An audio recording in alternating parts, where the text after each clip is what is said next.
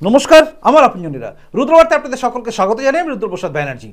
নরেন্দ্র মোদী অর্থাৎ এই দেশের প্রধানমন্ত্রী আবারও এক ভয়ঙ্কর পদক্ষেপ নিলেন এবং যে পদক্ষেপ নিয়ে গোটা দেশ এখন চিন্তিত। তবে চিন্তিত দেশের সাধারণ জনগণ নয়, বেশি চিন্তিত রাজনৈতিক দলের মানে বিরোধী দলের নেতাগুলো।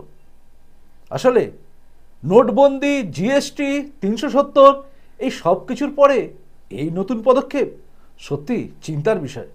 তবে আপনারা পুরোটা দেখুন, পুরোটা বুঝুন, তারপরে সবাইকে বোঝান। চলুন শুরু করা যাক এই মুহূর্তের রুদ্রবার্তা। শুরুতেই বলি আপনাদের, রুদ্রবার্তা মানে আপনারা জানেন আনকাট কিছু কথা, অবশ্যই যুক্তি সহকারে। নরেন্দ্র মোদী যিনি একের পর এক এমন ডিসিশন নিয়ে নেন যে ডিসিশনের পরে গোটা দেশ জুড়ে প্রশ্ন ওঠে, আচ্ছা উনি কি আর প্রধানমন্ত্রী হতে চান না? মানে এরপরে কি উনি থাকবেন না? উনি কি বোঝেন না মানুষ কি ভাবছে? আসলে তা নয়, উনি জানেন মানুষ কি ভাবছে, উনি জানেন তিনি কি করছেন, তার জায়গাটা পরিষ্কার। তাই সে পরিষ্কার জায়গা থেকে তিনি অনেকগুলো সিদ্ধান্ত নিয়ে নিয়েছেন। যেমন আমরা দেখেছিলাম নোটবন্দি, তখন সমস্ত লোকেরা চিৎকার করেছিল, মানে বিরোধী দলের লোকেরা। আমরা সেই লাইন দিয়েছিলাম, আমরা কোনোদিন কিছু ভাবিনি। থালা বাজাতে বললে আমরা থালাও বাজাই, লাইন দিতে বললে আমরা লাইনও দিই, কারণ আমরা জানি যে দেশের প্রধানমন্ত্রী খারাপ কিছু করবেন না আমাদের জন্য, এই বিশ্বাস আমাদের আছে বা ভরসা আমাদের আছে। তো সেই নোটবন্দি থেকে যখন বিরোধীরা চেঁচিয়েছিল, তারপর থেকে আজকে অনেকগুলো দিন কেটে গেছে। জিএসটি লাগু হয়েছে, মমতা ব্যানার্জি জিএসটির বিরুদ্ধে অনেক কথা বলেছেন, কিন্তু বর্তমানে জিএসটির টাকাতেই সব কিছু চলছে এবং তিনিও জানেন, আমরাও জানি সবাই, যে জিএসটি আছে বলেই অনেকগুলো স্তরের ট্যাক্স এক জায়গায় হয়ে গেছে, যার জন্য আমাদের অনেক সাশ্রয় হয়েছে। স্বীকার করুক বা না করুক এই রাজ্যের সরকার বা বিরোধী দলের নেতারা, যারা এখন INDIA তৈরি করেছে, কিন্তু তারা সবাই জানে প্রতিটা রাজ্যেই উপকৃত হচ্ছে, সে বিজেপি শাসিত হোক বা অবিজেপি শাসিত হোক। সেরকম জায়গায় দাঁড়িয়ে ৩৭০ ধারা অর্থাৎ কাশ্মীরে, যেটা সবাই কল্পনা করেছিল যেটা হতেই পারে না, কাশ্মীর থেকে ৩৭০ ধারা উঠে যাবে। মানে কাশ্মীর এমনই একটা জায়গা ছিল যেখানে গিয়ে আমরা কেউ মনে করলে জায়গা কিনতে পারতাম না, কিন্তু বর্তমানে আমরা পারি। কাশ্মীরে ৩৭০ ধারা তুলে দিয়ে আলাদা রাজ্য, মানে আলাদা একটা কিছু ব্যাপার ছিল, সেটা সব সরে গেছে। এখন কাশ্মীর আমাদের একটা অঙ্গ হিসেবে আমরা নির্দ্বিধায় বলতে পারি, আগেও বলতাম, কিন্তু এখন বলার জায়গাটা আরও বেশি থাকছে, কারণ ৩৭০ শেষ, 35A সেকশন শেষ। তো এই সমস্ত সিদ্ধান্তগুলো যখন মানে নরেন্দ্র মোদী সরকার যখন নেন, তখন সবার কাছে প্রশ্ন উঠেছে কি করছেন। এবারও সেরকমই একটা পদক্ষেপ তিনি নিয়েছেন।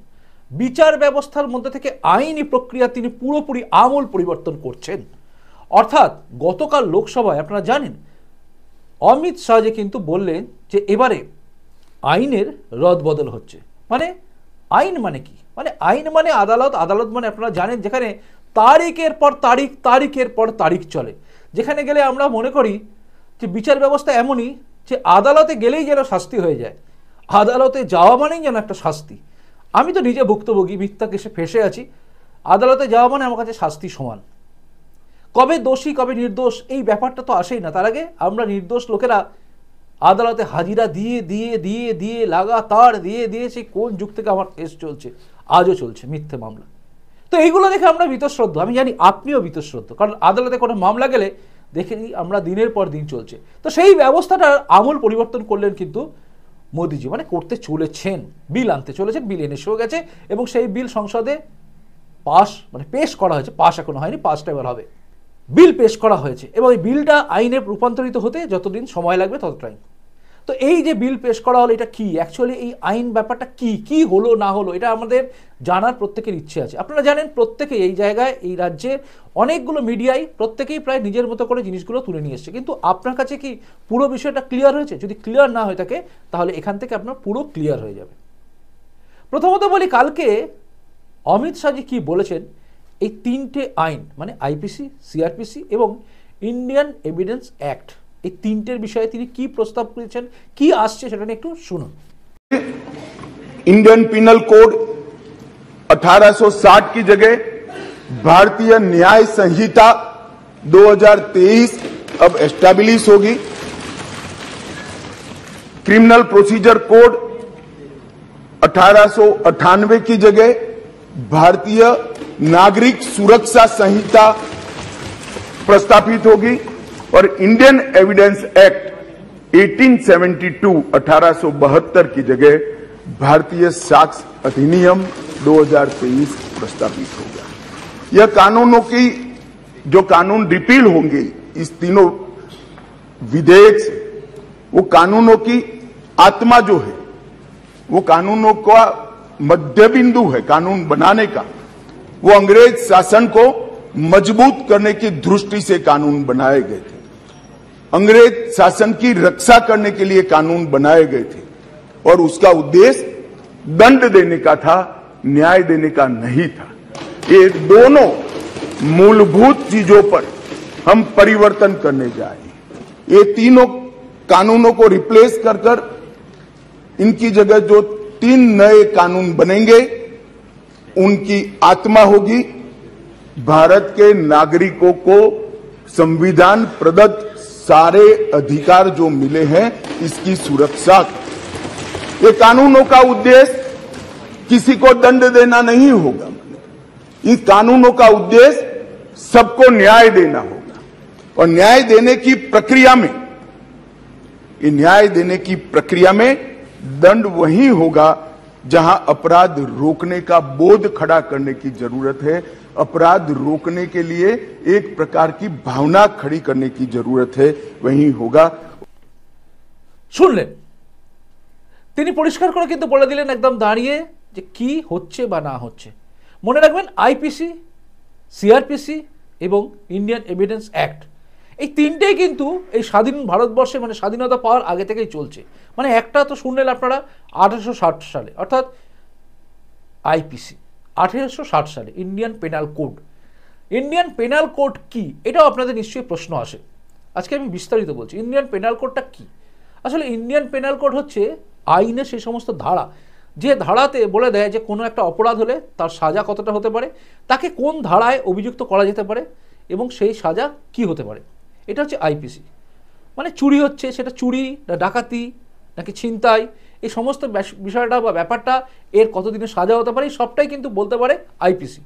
এটা হচ্ছে ইন্ডিয়ান পেনাল কোড, যেটা আজ রূপান্তরিত হতে চলেছে ভারতীয় ন্যায় সংহিতায়। তো ভারতীয় ন্যায় সংহিতা 2023 এটা তৈরি হচ্ছে এবং সেখানে দাঁড়িয়ে এইগুলো তৈরি হবে এবার যে কোনটা কতটা সাজা হবে না হবে এগুলো। এরপরে যেটা চেঞ্জ হচ্ছে সেটা হচ্ছে 1898 সালের সিআরপিসি অর্থাৎ ক্রিমিনাল প্রসিডিওর কোড, সেটা পরিবর্তিত হচ্ছে। মানে 1878 সালের এই যে প্রসেস মানে সিআরপিসিটা এটা চেঞ্জ হচ্ছে। এবার সিআরপিসি অ্যাক্ট কি? সিআরপিসি হচ্ছে আইপিসি অনুযায়ী যাদের সাজা দেওয়া হয়, মানে যেগুলো সাজাগুলো হয় সেগুলো তৈরি করার সময় যেগুলোকে লাগু করা হয়, মানে এই সাজাটাকে লাগু করার জন্য কি কি প্রসেস, যেমন ধরুন গ্রেপ্তারি করা, এভিডেন্স নেওয়া, আপনাকে কোর্টে প্রডিউস করা, আপনি জামানত পাবেন কি পাবেন না, এই সমস্ত বিষয়টাই হচ্ছে সিআরপিসির আন্ডারে। এই সিআরপিসি হচ্ছে এই পদ্ধতি মানে কর্মপদ্ধতি, কিন্তু সাজা হবে আইপিসি সাজা অনুযায়ী, মানে আইপিসি সেকশন অনুযায়ী সাজা হবে। বোঝা গেল? IPC CrPC. এবার হচ্ছে ইন্ডিয়ান এভিডেন্স অ্যাক্ট, এটাকেও চেঞ্জ করা হচ্ছে এবং ইন্ডিয়ান এভিডেন্স অ্যাক্টকে চেঞ্জ করে তার জায়গায় আসছে ভারতীয় সাক্ষী অধিনিয়ম 2023, এটাও চেঞ্জ হচ্ছে। অর্থাৎ 3টে আইনকে চেঞ্জ করা হচ্ছে। এবারে আপনার মনের মধ্যে নিশ্চয়ই প্রশ্ন আসছে এই 3টে আইন চেঞ্জ করার কারণটা কি?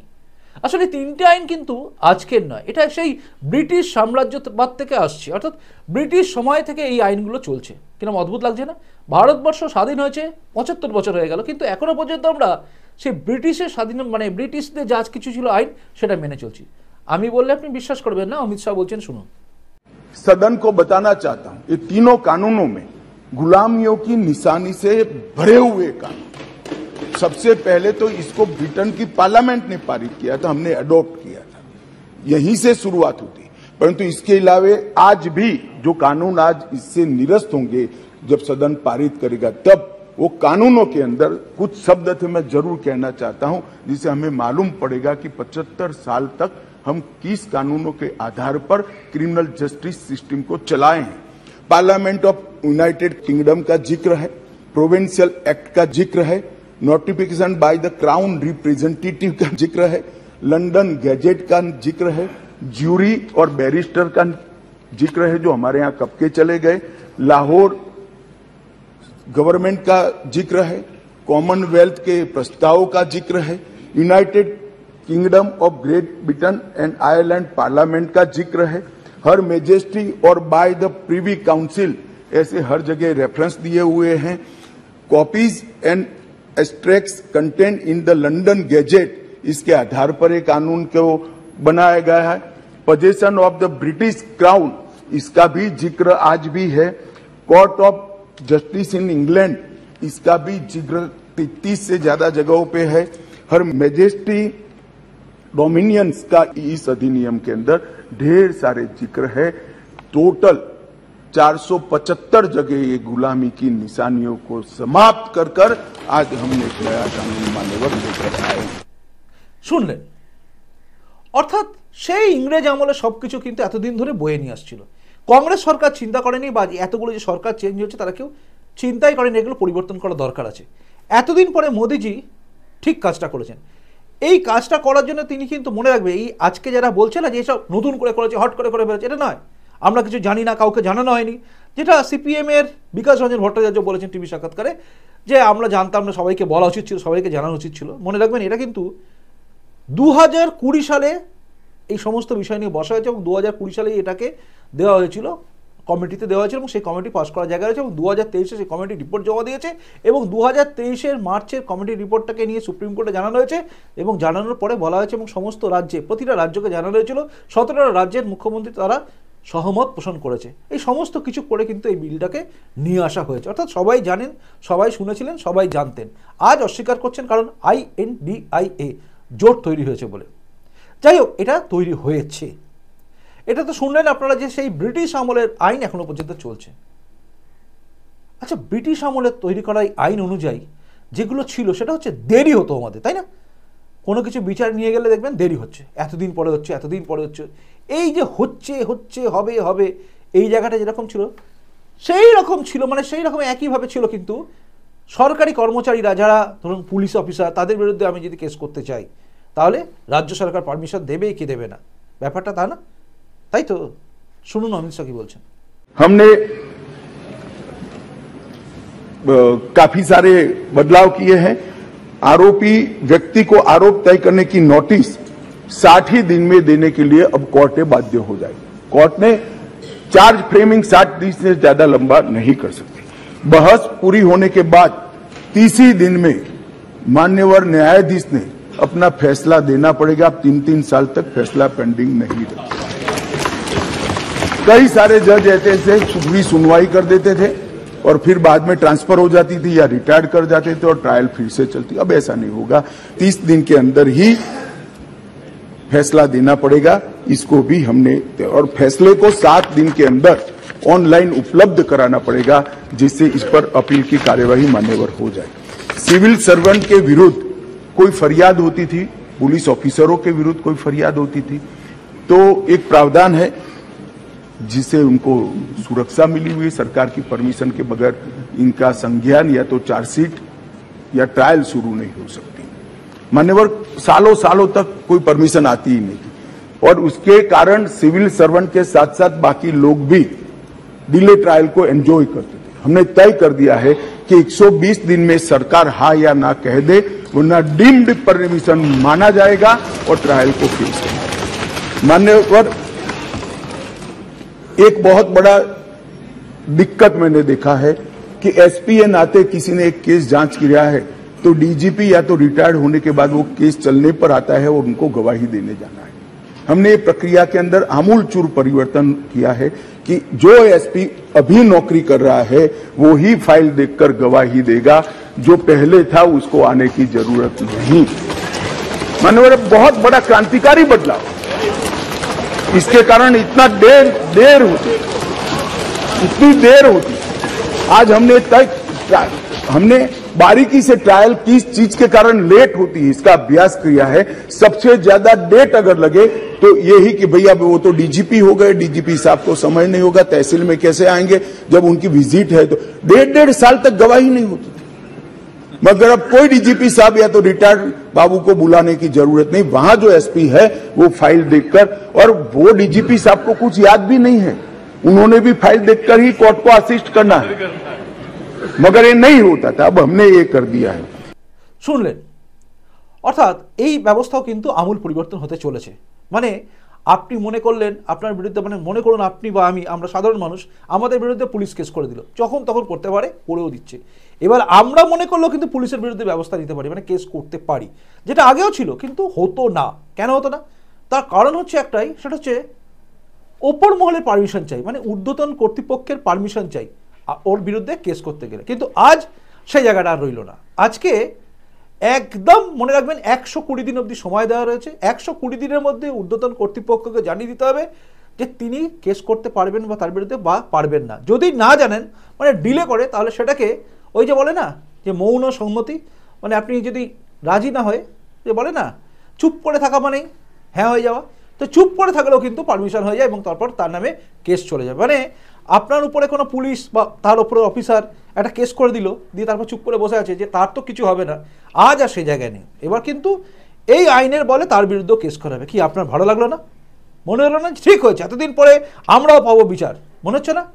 আমাদের মতো মানুষ যারা, আপনার মতো মানুষ যারা নির্দোষ হয়ে দোষে, মানে দোষী সাজিয়ে দেওয়া হয়, সেখানে আপনার আমার মনের মধ্যে একটা শান্তি বিষয়টা। এরপরে শুনুন মহিলাদের উপরে, মানে মহিলাদের উপর অত্যাচার হয়, তো মহিলাদের উপর অত্যাচার হয়, তারপরে আপনারা দেখেছেন মব লিঞ্চিং, এই বিষয় নিয়ে যে মানে এই যে নতুন বিল ব্যবস্থা বা আইন ব্যবস্থা আসছে, এটা অ্যাকচুয়ালি কি হচ্ছে, মহিলাদের উপর অত্যাচার হলে মানে কি হবে না হবে, যে আইন রয়েছে, বা ধরুন মব লিঞ্চিং হয়, যে মব লিঞ্চিং এর কোনো কেস হতো না এখনো পর্যন্ত, সেই বিষয়ে এই আইনে কি বলছে শুনুন। अपराध और सामाजिक समस्याओं के निपटान के लिए भी हमने ढेर सारे किए हैं। शादी, रोजगार, पदोन्नति के झूठे वादे और गलत पहचान प्रकट कर जो यौन संबंध बनाते थे, उसको अपराध की श्रेणी में पहली बार नरेंद्र मोदी सरकार लाए।